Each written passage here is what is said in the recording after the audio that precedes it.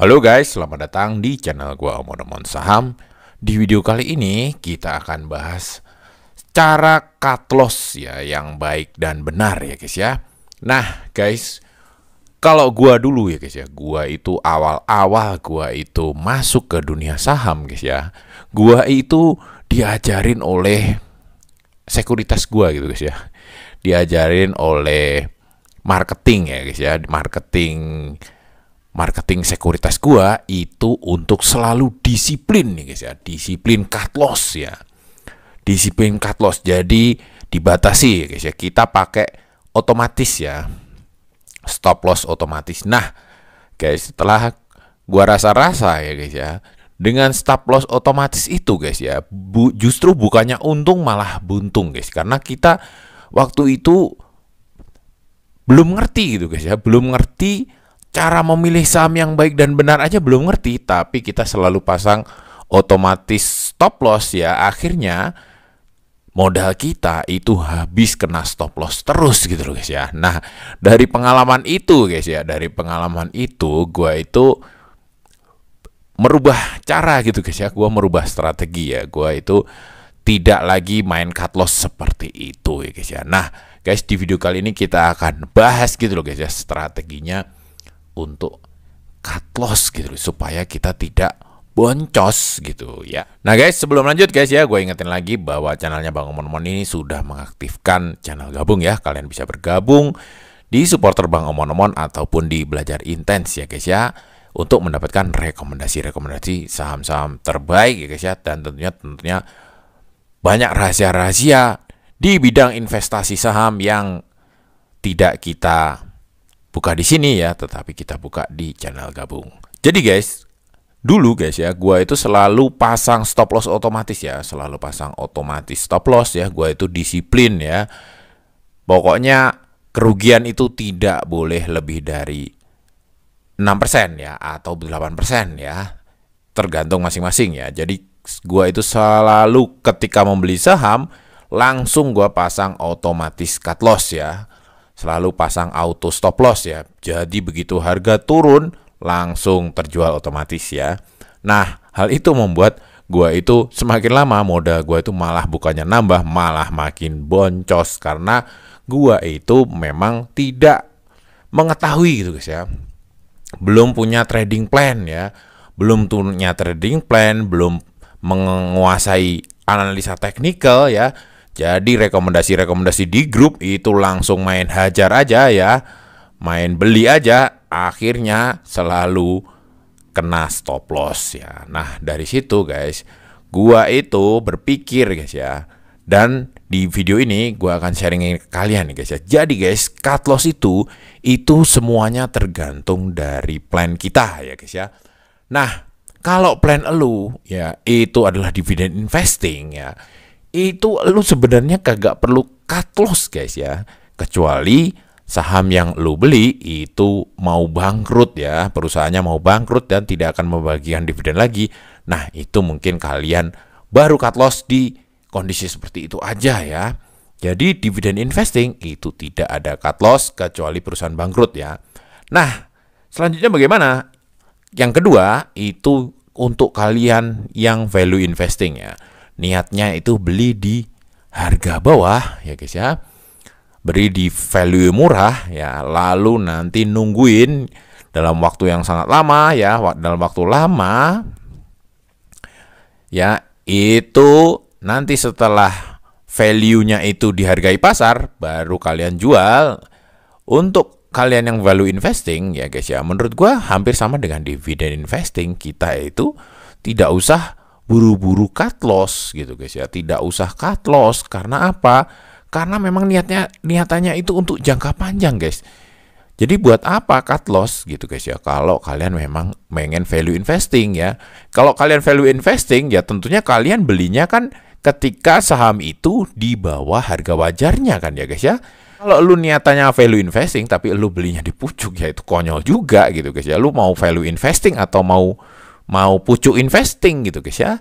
Jadi kalian, kalau kalian value investing, kalian pastiin kalian beli saham itu di bawah harga wajar, ya kalian juga tidak perlu buru-buru cut loss, tidak perlu cut loss guys, kecuali perusahaannya memang tidak sesuai niatan kalian ya. Kalian misalnya kalian niat value investing di perusahaan A ya, ternyata perusahaan A ini tahun pertama untung, tahun kedua bangkrut ya guys ya. Ternyata dia itu misalnya barangnya sudah tidak laku lagi di pasar ya, atau dia perusahaan batu bara, stok batu baranya udah habis ya. Yaitu kalian tentunya meskipun kalian value investing tetap harus cut loss gitu guys ya. Kalian tetap jual gitu guys ya.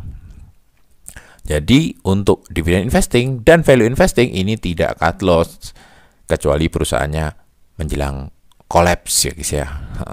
Tapi guys, kalau kalian memang niatannya itu adalah untuk trading ya, untuk trading jangka pendek ya, entah itu swing trade ya, atau kalian scalping, atau kalian itu ini guys ya, momentum trader, apapun, kalau kalian trading jangka pendek itu kalian tetap perlu cut loss ya guys ya. Nah guys, untuk kalian yang trading ya, untuk kalian yang trading jangka pendek, kalian jangan ulangin kesalahan gua dulu ya guys ya.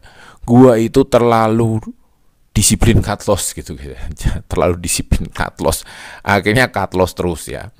Nah guys, kalian ya gini guys, jadi ini penting untuk psikologi kalian ya. Kalau kalian terlalu menggampangkan cut loss, kalian setiap beli selalu pasang auto loss, kalian nanti tidak akan berhati-hati gitu guys ya. Kalian akan asal beli aja. Secara psikologi kalian akan menganggap ya udah kan gampang, beli aja asal-asalan, nanti juga cut loss tinggal cari lagi yang lain gitu. Tinggal lompat lagi yang lain yang bisa memberikan keuntungan ya. Itu menurut gua ya guys ya, menurut pengalaman gua itu akan membuat modal kalian tuh justru nggak berkembang gitu. Yang kaya siapa? Yang kaya sekuritas, karena kalau kalian cut loss itu sekuritas tetap cuan guys ya. Tetap dapat ongkos fee beli dan jual ya. Jadi kalian boncos, sekuritas cuan ya. Nah, lalu bagaimana cara yang benar cut loss ya?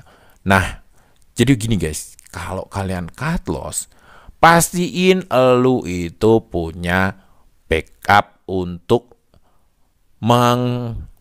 ini guys ya, untuk menutup gitu guys ya, untuk menutup kerugian dari cut loss yang lo lakuin ya.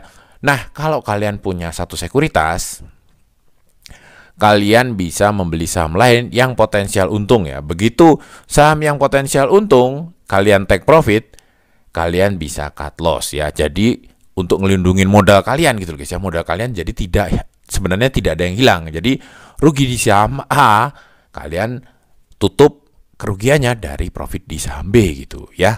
Seperti itu kalau kalian pakai satu sekuritas. Atau bisa juga kalian kalau pakai dua sekuritas, kalian bisa dengan saham yang sama aja ya. Dengan saham yang sama, asal kalian yakin ya bahwa saham yang sama ini akan berbalik arah ya guys, akan membaik kondisinya atau sudah mulai menunjukkan pola reversal, kalian beli saham yang sama tadi di sekuritas yang lain ya. Nah, nanti guys, ketika di saham yang sama tadi, sekuritas yang lain itu menunjukkan keuntungan, kalian take profit, baru kalian juga cut loss di saham yang nyangkut tadi gitu guys ya, saham yang minus tadi gitu guys ya. Jadi dari sekuritas yang satunya itu dapat profit, dari sekuritas yang nyangkut itu kalian dapat minus gitu. Tapi ujung-ujungnya balance gitu guys ya. Jadi sama gitu guys ya. Hal ini selain melindungi ya, selain melindungi modal kalian, ini juga supaya pikiran kalian, psikologi kalian ini tidak menggampangkan gitu guys ya. Tidak menggampangkan karena kalian memahami gitu guys ya.